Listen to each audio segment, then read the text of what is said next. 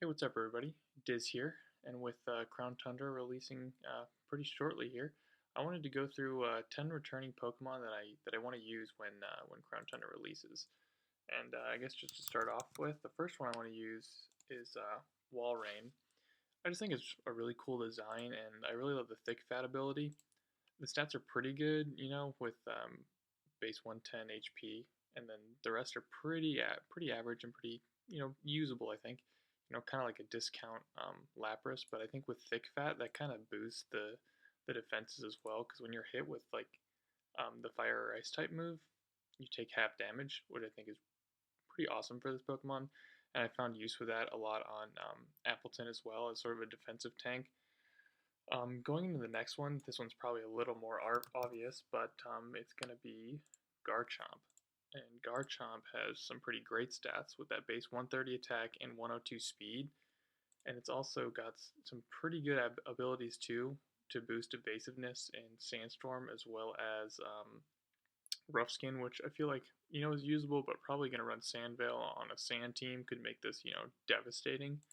And again, some of these abilities and moves and things could change. So I probably won't go through too many moves or anything just because we don't know exactly what the move pool each Pokemon is going to have because it's not hasn't been available just yet for um, Gen 8.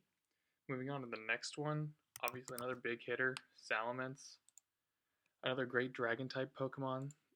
When you look at its speed stat, base 100, base 135 attack, and then also base 110 special attack, you want to keep it away from ice type moves, but with that speed, that attack, as well as special attack, you could even run it as a special mon, which can mess up your opponents because they won't really know what's coming. Some amazing abilities too with Intimidate and Moxie, just kind of like Gyarados as well. Sort of similar ability, the same abilities there. So I think that's going to be a great mon to use just with the stats and the inevitable great moves it can get. I can't remember if it's gotten Draco Meteor in the past, but that's like one of those things where you use that with a 110 base special attack, and then the special drop doesn't matter because you're a mixed user, and the rest of your moves are physical attacks. Going on to the next one, it's a 2-for-1 with Nidoking and Nidoqueen. I really love using these, and I think I used them in Gen 6 and yeah, I think it was 6 mostly, just with sheer force, and you run Life Orb on there, and they just hit like tanks. You can see pretty solid stats there for Nidoking too, 102 base attack, and then when you look at Nidoqueen, it's got the same abilities, and it's a little more rounded out and a little bulkier, I believe. But again, it's still a really great mon to use, and I'm pretty stoked that we're going to be Gen 8's going to have access to this, just with the ease of creating teams and making sure your movesets are exactly the way you want in EVs and IVs. It's just going to make things so much easier. Moving on to the next one, another obvious one, Dragonite. This one is going to be great with multi-scale. And for those that don't know, multi-scale, when your Pokemon is at full HP, any attack you take, any damage you take is halved. So you get hit with some kind of ice move or something, you're only taking half damage, and you run like weakness policy on this, and it just becomes an absolute monster. And you look at those stats, the lowest stat is its base 80 speed, but 100 defense, 95 attack, 134 attack, and 100 special attack.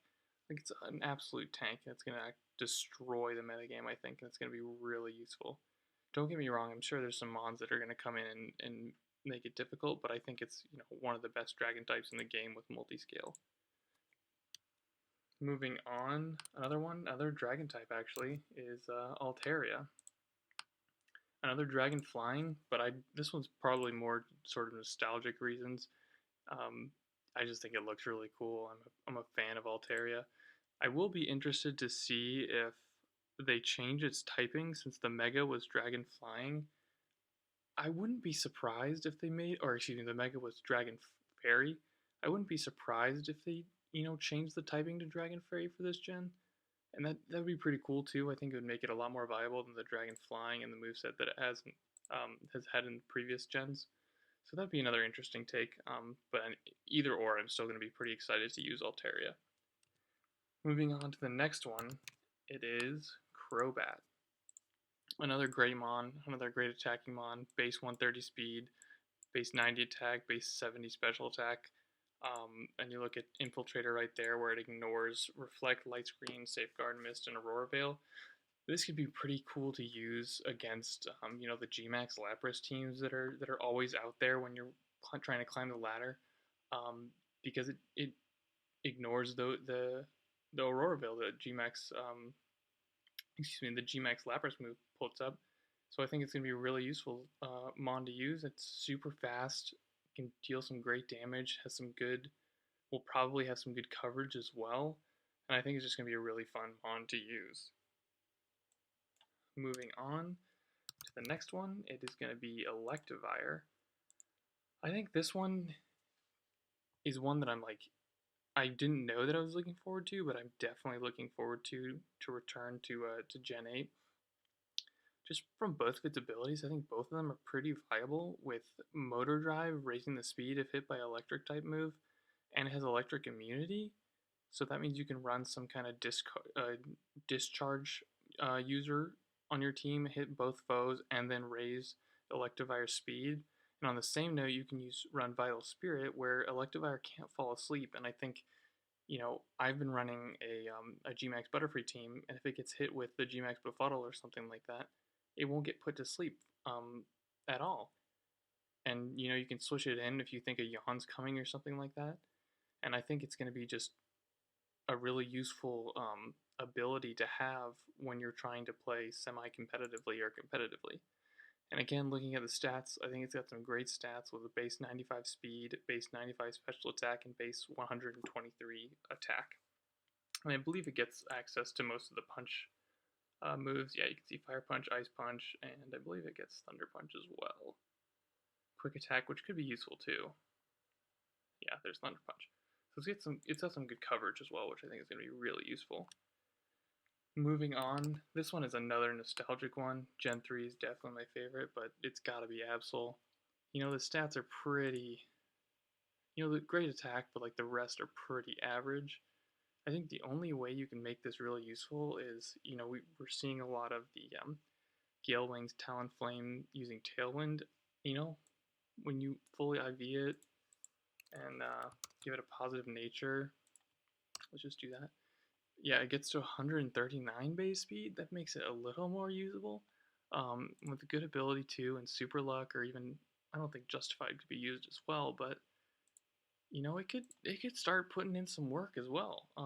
But again, this is less so on the competitive side, more so on the nostalgic side of being able to use Absol again. Moving on to the last one, it is Metagross. I mean, this is just a tank. And you look at these stats too.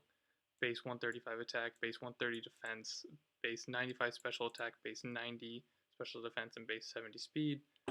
Metagross is just going to absolutely crush things that are out there. Any fairy type that's out there, it's going to get Bullet Punch, possibly Meteor Mash. If you could even run it special too. It's going to be a great mon to use. And I believe those are all 10 that I'm looking forward to of returning ones. Obviously, I'm really looking forward to Galarian Slowking, as well as all the legendaries coming back, and the new legendary birds that we're kind of getting, and the new Reggies.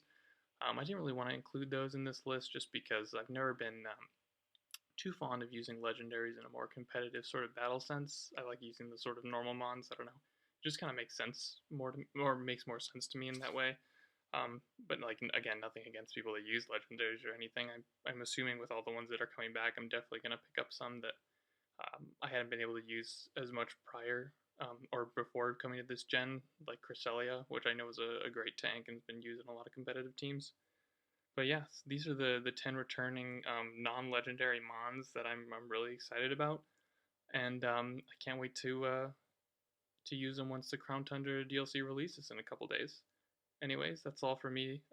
Thanks so much for watching, and I'll catch you in the next one.